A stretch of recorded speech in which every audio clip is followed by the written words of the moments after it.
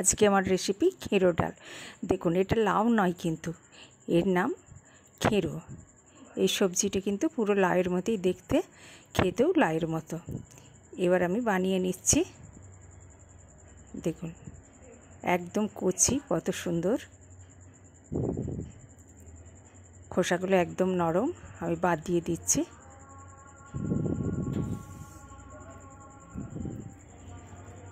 দেখুন, এইভাবে খোসাগুলো সব বাদ দিয়ে দিলাম লম্বা লম্বা করে। এবার বানিয়ে নেব। খোসা ছাড়িয়ে আমি জলে ধুয়ে নিয়েছি।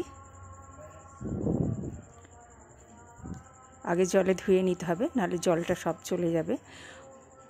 ওতেও প্রচুর জল আছে, ওই জন্য জলে আগে ধুয়ে নিয়ে তারপর বানালাম। একদম সরু সরু করে লম্বা লম্বা করে কাটলাম।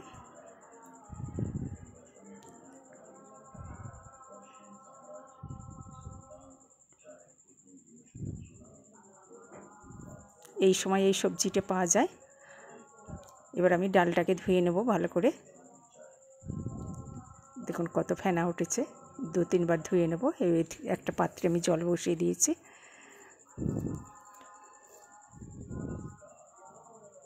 এবার আমি ডালটা দিয়ে দিলাম।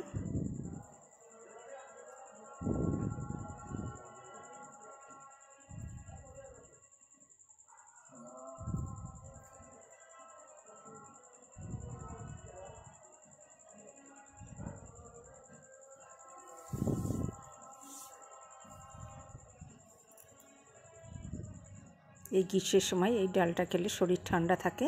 এবার আমি ঢাকা দিয়ে দিলাম। দেখুন, ঢাকাটা খুললাম, ফুটে উঠেছে। এবার আমি খেরো কাটাটা দিয়ে দিচ্ছি।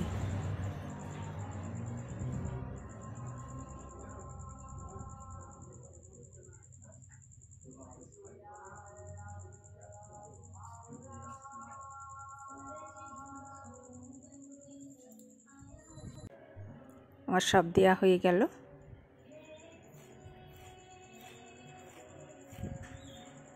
এবার আমি 1/2 চামচ হলুদ গুঁড়ো দিয়ে দিলাম।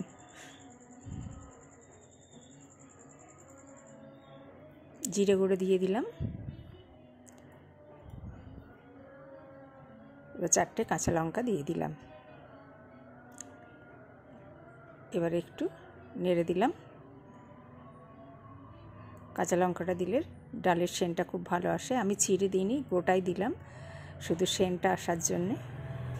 ডালে ঝাল হলে ভালো লাগবে না, ওই জন্য আমি গোটা গোটা দিয়েছি। দেখুন, খুললাম, কত সুন্দর কালারটা এসেছে। এই গ্রীষ্মের সময় এই ডাল শরীরকে একদম সতেজ সুস্থ রাখে।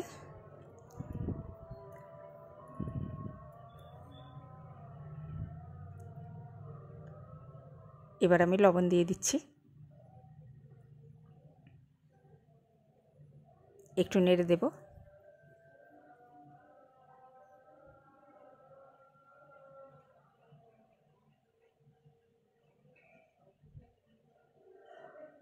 খুবই সহজ এই রেসিপিটা, খেতেও খুব সুস্বাদু। আবার একটু ঢাকা দিয়ে দিলাম, ঢাকাটা খুললাম। দেখুন, একদম সিদ্ধ হয়ে এসেছে।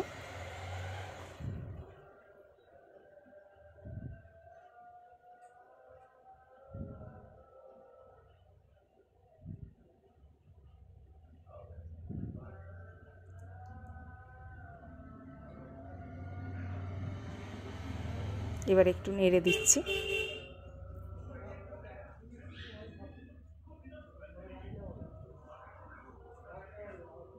এবার একটু জল দিয়ে দিলাম, ফোটানো জল দিতে হবে।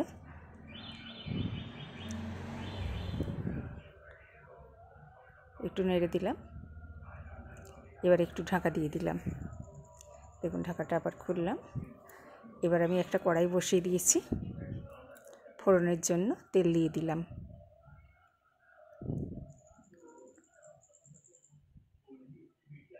জিরে নিয়েছি, রসুন কুচি নিয়েছি, তেজপাতা নিয়েছি, 2টো শুকনো লঙ্কা নিয়েছি ফোড়নের জন্য।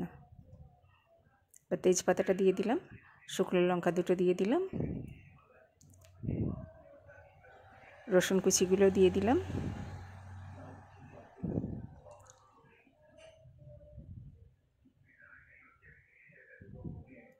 জিরে গুঁড়োটাও দিয়ে দিলাম।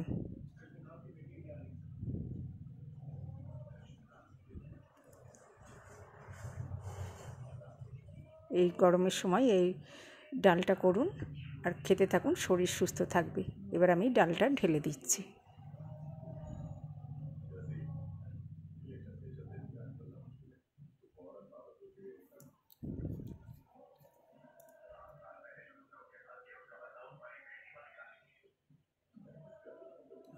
আপনারা আমার পাশে থাকবেন, সাবস্ক্রাইব করে আমার চ্যানেলটাকে বাড়াবার চেষ্টা করবেন।